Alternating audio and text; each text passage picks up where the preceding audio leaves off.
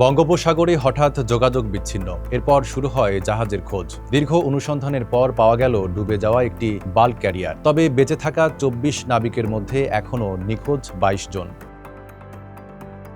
ঘটনাটি ঘটেছে ওড়িশা উপকূলের কাছে। ভারতীয় সংবাদ মাধ্যম এনডিটিভির প্রতিবেদনে বলা হয়েছে, পানামা পতাকাবাহী এমভি ওশান উইনার নামের জাহাজটি ২০ আগস্ট পারাদ্বীপ বন্দর থেকে সিঙ্গাপুরের উদ্দেশ্যে যাত্রা করে। জাহাজটিতে ছিল প্রায় ১,৭০০ টন লৌহ আকরিক।